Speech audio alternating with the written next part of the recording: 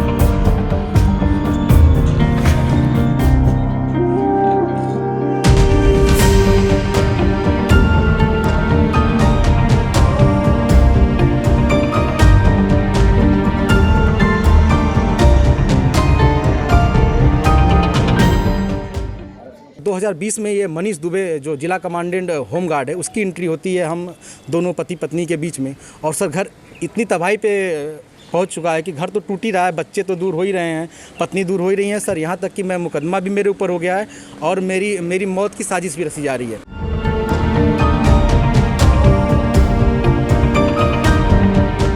उन्होंने फ़ोन पे सर अभी 1 हफ्ते पहले फ़ोन पे सर उन्होंने हमारे गांव के किसी लड़के से बात की तो उसने मुझे कॉन्फ्रेंस किया तो उन्होंने उस पर कहा कि तो जो तुम काम कर रहे हो, जो ये जांचें करा रहे हो या करा रहे हो, इसके कारण तुम्हारी जल्दी से तुम मर जाओगे। हमने कहा ठीक है आप मरवा दीजिए, तो मैं नहीं मरवा रही हूँ, जो करवा रहे हो इसके कारण मारे जाओगे।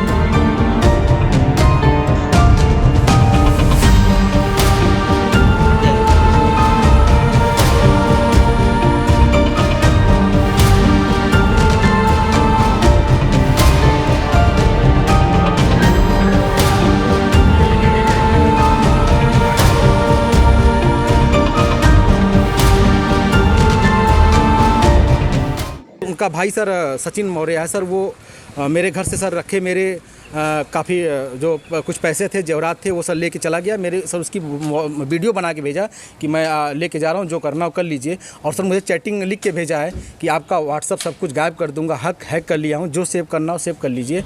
और सर उसने क्या किया कि मेरी सिम भी अपने पास रख लिया है, रख के यूज कर रहा है। मेरा बैंक अकाउंट है उसमें जुड़ा हुआ है सब कुछ, लेकिन सर वो मेरी जान पर सब लोग तुले हुए हैं।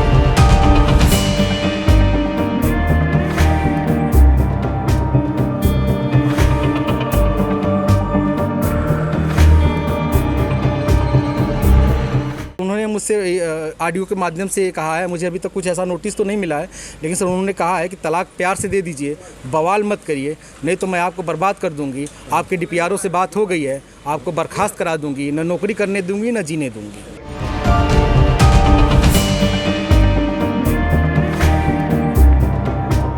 इसकी शिकायत मैंने सर्वप्रथम सर उसी दिन धूमनगंज SHO साहब से की। उन्होंने मुझे राजरूपुर पुलिस चौकी भेजा, मैं राजरूपुर पुलिस चौकी पे आवेदन दिया, लेकिन सर कोई सुनवाई नहीं हुई। फिर सर उसके बाद मैंने ये 25 अप्रैल की बात है, फिर मैंने 27 अप्रैल को सर उनको ये रजिस्ट्री के माध्यम से सर उनको भेजा, कमिश्नर साहब को भेजा।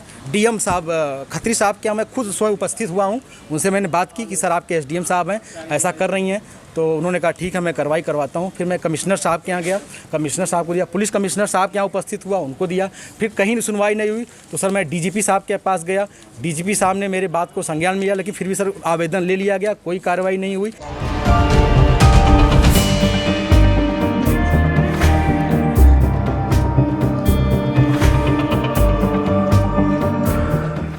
उसके बाद सर मैं DG home guard BK Maurya sir के पास गया। उनके यहाँ से मुझे सर कुछ उम्मीद की लौ दिखाई दी, क्योंकि उन्होंने मेरे आवेदन को तुरंत संज्ञान में लिया और टीम गठित कर दी है। डीआईजी इलाहाबाद उसकी जांच कर रहे हैं। मुझे सर कुछ उम्मीद लग रही है कि मुझे कहीं ना कहीं हो सकता है न्याय मिले और मेरी जान बच जाए।